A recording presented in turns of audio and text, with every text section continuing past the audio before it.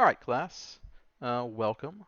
At this point, we are going to be talking about a little introduction into loops. Now, loops are our next topic, and they're actually one of the more difficult topics to cover, just because they add a lot more intricacy to a program.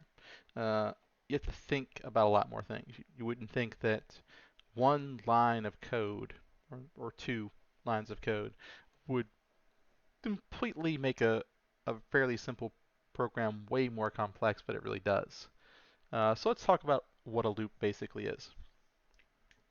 Now, a loop allows me to run some code over and over and over again for as many times as I want. You see this in video games, for example. Every program in existence has to have a basic loop. The loop is what displays everything on the screen. It waits for your input. I hit right, the character goes right. Well, while I'm going right, it keeps moving the character right.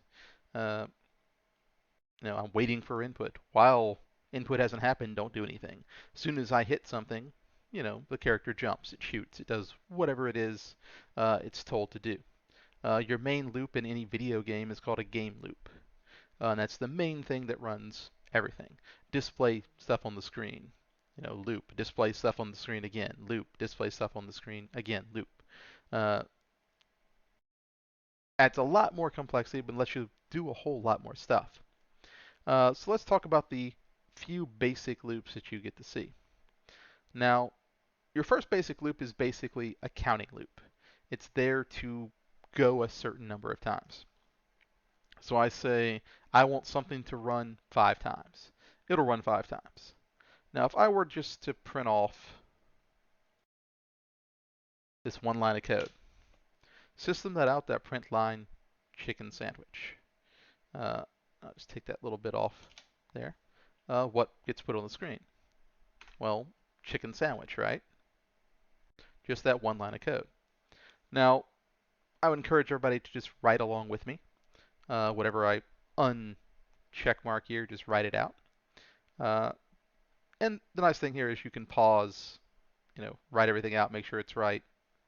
If you're using NetBeans, like I'm using here, it should underline things in red if you have some issues. And if there are some issues, look closer, because there shouldn't be any on my screen, there shouldn't be any on yours if you've got the exact same thing. Now, a basic loop, your first loop is what's called a for loop. And I always mark my braces, as usual, and I find that helps a lot for debugging purposes. I know this brace is supposed to end the for, and that's what it does. You see it highlights it. Alt-Shift-F in NetBeans also lines everything up nice and pretty. Now this loop here, it is structured just like this. For, parentheses, int I equals 0. This is basically my start variable where I'm starting. I'm starting at 0. End condition, this question here, semicolon, this is where it's going to stop. When I is no longer less than 5, this loop will stop. Now, this last little part, I++ is the counter, incrementer. Basically, it's going to take I, it's going to add 1 to it every single time. So, for example, if I set a number to 0 and I use ++, it's going to add 1 to that number. If I say number plus equals 5, it'll add 5 to that number each time I run that. Now, of course, if I do minus equals, it'll subtract 5. If I do times equals star asterisk equals, it'll multiply by 5 every time. You kind of get the idea.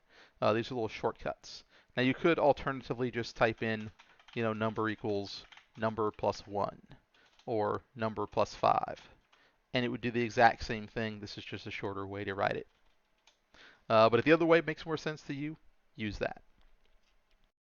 Now this loop will start at 0 and go until it hits 5. So it's going to start at 0, 1, 2, 3, 4, and then it'll stop before when it hits 5, it won't print it again. So how many times will this print? Well, let's take a look. 5 chicken sandwiches. Just like that. Now if I adjust this, let's say I make this 10. Well, it's going to go 0, 1, 2, 3, 4, 5, 6, 7, 8, 9. Now it won't print the 10th because 10 is not less than 10 anymore. But this will print 10 times. As you can see, I can adjust how many times it goes just by simply adjusting that number. If I want it to start at a certain number, I can change the first number. For example, if I want it to be 1 to 4, if I wanted to display the number at the end, I can add that to it, and you'll see 0 through 4. If I want it to be 1 to 5, well, I can change this to a 1, and I want it to go to 5, so I can either add an equals, or I can say less than 6. It ends up doing the exact same thing. It depends on what you prefer, 1 through 5. And that's a simple for loop. It's one of the loops you see the most, strictly because it's used a lot when we get to arrays. Primarily, it's used for a lot of different things. If I know how many times I'm going to go, this loop is the best loop to use. Now, the next loop you'll see, which is every bit as more common, if not more so than the for loop, would be your while loop. Now, I'm going to make this do the exact same thing as the for loop, basically. I'm going to have the same setup. I need a start variable, int I equals 1. I'm going to need an ending condition, while count is less than 5. You'll see. And then I'm going to print something. I need my incrementer, count plus plus. And then I just need the end of this. Now, of course, you can go without having these braces and stuff, but honestly, that tends to make things really ambiguous when you're reading it, and sometimes you'll run things you didn't mean to run, or not run things you meant to run. So braces are really the best thing you can do to add a little more structure to your program. Hence why I put these little brace markers here. I find this basically saves me hours of work if I have an extra brace or if I don't. This will tell me very quickly if I just follow the braces up if they're highlighting what they're supposed to highlight. Now this is roughly the same as up top, or where it was initially anyway. I have start at 0. While 0 is less than 5, it's going to print off juicy steak. And then it's going to go up by 1 every time this loops. So 0, juicy steak. 1, juicy steak. 2, 3, 4. And then once it hits 5, this loop will no longer run. This will only run if this condition here is true. So I come up here, I run it again. You'll see juicy steak 5 times. Now, here's something almost everybody runs into.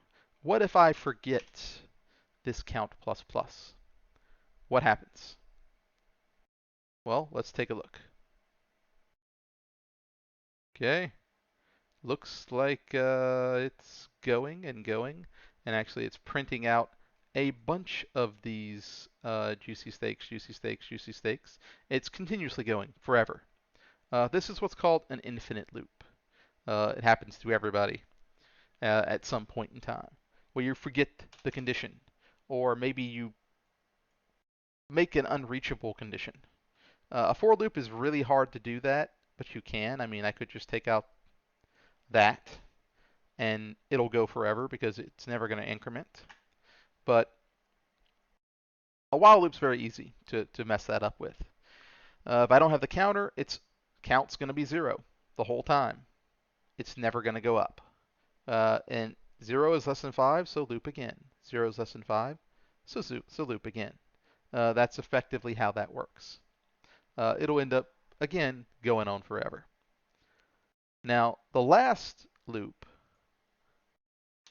and it's one I don't use a lot, but it does have a very specific purpose, is a do while. And it's the same as a while, except it has one minor difference. You'll see how we write it's a little bit different. We have do, and that's a brace, not a parentheses. Uh, Whatever code I want it to go in this case, freshly baked peanut butter cookies, the best cookie in my opinion. Although I'm not knocking fudge, or chocolatey cookies, but I like the peanut butter cookies. We have our count plus plus. Now the incrementer is at the bottom this time instead of it being at the top. Now the difference between the while and the do while is, what if I set this count to 5 to start with? It's never going to print juicy steak. Why? Well, because 5 is not less than 5. This doesn't run. So that will not run at all. Now the difference between that and the do while, if I set it to 5, is it's going to run at least one time. Freshly baked cookies, or more. Actually, I said, oh, I made that infinite. I need to fix that. While it's less than 5. There we go. It will run at least one time every time, like that. Now, if I set it to 0, of course it'll run 5 times. If I set it to 1, 2, 3, it'll run, 4, 3, however many times I want it to run. If I want this to be infinite, I can just flip that around. While count is greater than 5, and set this to 5 or 6, and it's just going to keep going up and getting bigger and bigger, further away from that end condition. So that's another way you can end up with an infinite loop. And if you do, just hit the stop button. You don't want to end up with like 15 programs running down here at the bottom. That's really tedious and can tax your system, particularly if NetBeans is running everything. But that's basically your introduction into loops. Now, as I said before, it makes things a lot more complex. This is probably the chapter more people than not have a lot more trouble with this one than previous ones. And that's just because, look, that one line now runs this 5 times. I make a change. Just a simple change. Now it's going to run it 100 times, as you can see.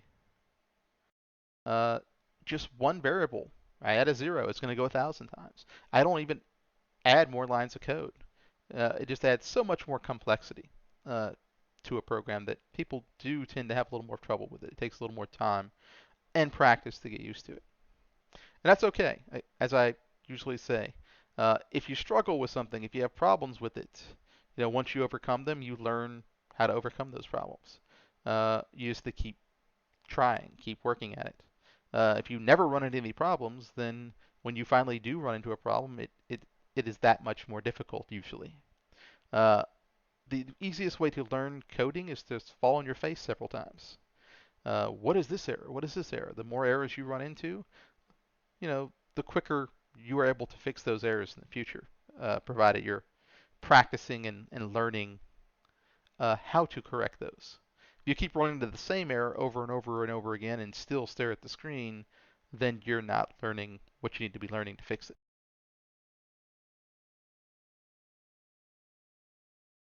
Now, that's your introduction into loops. We'll continue on with our next lecture, uh, and that will be a little bit more examples of what we can do with some of these loops.